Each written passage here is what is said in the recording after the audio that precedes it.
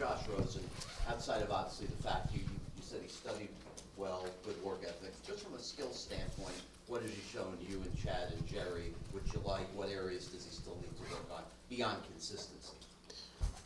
Well, he's very talented. He's got a big arm. He's smart, communicates well. But again, I mean, it's hard to not mention consistency in this environment. So I think that's the big thing from an accuracy standpoint, from a decision-making standpoint, from a leadership standpoint. You know, he's got room to improve. The same way, really, all the quarterbacks, to include Ryan. I know I said he was leading the way the other day, but again, let's be clear, and everyone on this team knows that there's still a lot of competition, a lot of time left. Today's a big day to kind of showcase how much improvement guys have made over, these last few days and really the entire training camp. So Josh has done a good job. Ryan's done a good job. Jake's done a good job. They're all working hard. But we need improvement from all three guys, as well as, everybody on this team. Brian, will what you do out there today differ from what you were going to do at the stadium? And if so, how will it differ? I'll be a little bit different. We were going to try to, simulate the game as much as possible. Coaches in the booth, headset, all that. Those things that go on game day, obviously we won't be able to do that to that degree. We'll try to simulate it as best we can. But you'll see, a lot of the normal things you see in practice.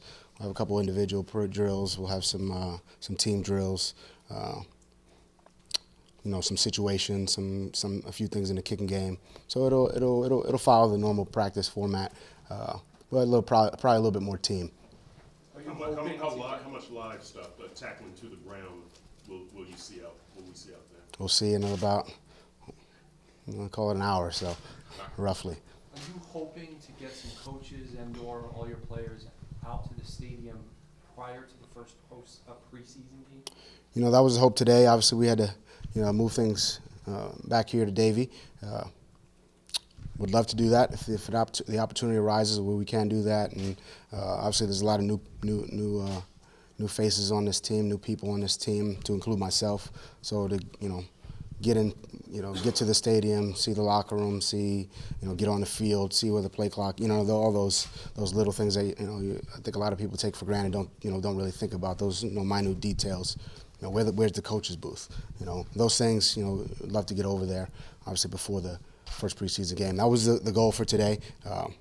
But we got to be able to adapt.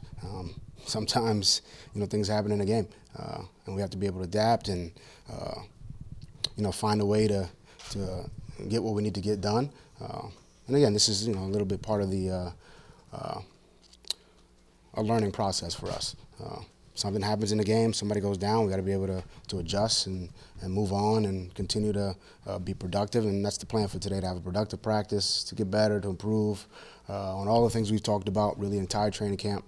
And I think the guys they understand that. And, if we can't handle a little bit of some change, be able to adapt, then we're going to go through some tough times, all right? Because every team's going to deal with some form of adversity. So, how we respond to that, says a lot about the team. Was there any thought to just having it earlier over there? Having like a 9 a.m. scrimmage. We looked at every scenario. There's a lot of logistics that go into just moving it up 4 hours. There's a lot of other things that come into play from that standpoint. So, I'd say it was thought of, but then you look at all the things behind the scenes that have to get done that, again, nobody's, all they care about is it 1 or is it just move it up to 9? And I think it's that easy. It's really not. But, that's conversations for myself and Chris and Brandon and, the leadership team on this, within this organization. We felt like it was best to just, stay here at the facility and try to have as productive a day as possible. That's really, ultimately is our number one goal, to have a productive day and put the players in a position where, they can get good work in and we improve. Brian, how much growth has Christian Wilkins shown you from spring up until now, 8 practices in the training camp? He's still young. He's still raw. He's still a rookie. So he's done a good job. He's shown he's got an energy. He's got life to him. But at the same time, he's got a poise to him and a workmanlike demeanor. He comes out here every day, works his butt off. And individuals, post practice, within practice, this is a kid who it's important to him. Football's important to him. We got a lot of guys like that, but Christian for sure. He's done a very good job, and I think he's learning how to. Again, still early, but I think he understand what it. He started beginning to understand what it takes to be a pro. Quite honestly, there's a lot that goes into it. There's a consistency, there's accountability, there's a discipline that goes into that. And again, that's something that all the rookies and kind of younger players need to learn. It's not something you just I don't think it's something you're born with. It's something you develop over time. How would you evaluate how Josh has performed on the field since earlier this week when you made your statement on the QB race? I think he's made some improvement, really across the board. And it's things that a lot of people don't see. Better footwork, better mechanics in the pocket, better decision making. I think a lot of times people all they see is the touchdown pass. They don't see the check down. That's a positive play for the team. And we just picked up a first down instead of firing into coverage. Checking to a run instead of throwing into a bad look. Checking to a pass instead of running into a bad look. I think there's things that may not the normal person watching doesn't see. I think he's improved in those areas, and I think those are things, the little things that go a long way at that position. When you made the change with the offensive line coach, that also showed there was also a lot of changes on the offensive line personnel-wise. Was that a result of that change, or was that scheduled previously and it was going to happen regardless of who was? I think it was a little bit of both. We wanted to see different guys in different positions. Again, the O-line, those 5 guys, to include the back, the tight end, and that group's got to work as a unit. So to get the best unit, you just got to mix it up a little bit. We wanted to see some of the younger guys in there. We wanted to see some of the older guys in different spots. We're seeing that, and I think it's been good. We're getting a good look at those guys and getting a good evaluation of those particular players at particular spots, but then different groups as a whole. So I think it's been good. But again, we got a long way to go, and I think the real test is going to be Thursday night. Not that we're looking far ahead. We're focused on today, but right now we can't. We're not touching the quarterback. We're not hitting the quarterback. So from a pass protection standpoint, if a guy's beat, you can see it on tape, but it's another thing when it's in live action and there's negative plays. And that's when it's real, and you see the angry side, and it's important. So we want to get the best group out there, and I'm looking forward to that. So is it fair to say that as long as it's not what you want, there's going to continue to be changes? There's always a chance for there to be changes. I think, in an ideal world, you got 5 guys up there that work well together, that understand, okay, this guy struggles with this, so I got to help him with this, or we're going to leave this guy on his own. You know what I mean? There's 5 guys that work well in an ideal world. Football's not an ideal game. There's variables. Things change really from play to play, based on matchup, based on scheme of the opposition. So with that in mind, there's always change. We're going to try to get the best 5 guys out there. I can tell you that, and the best unit. I know the next question is going to be, well, what if he's just a guard? Are you going to play him at tackle? No. But we're going to put the best unit out there. And I think that's, we're going to do what we think is best for the team. And look, we've got time to evaluate them. We've got time to take a look at guys in different positions. That's what training camp's for.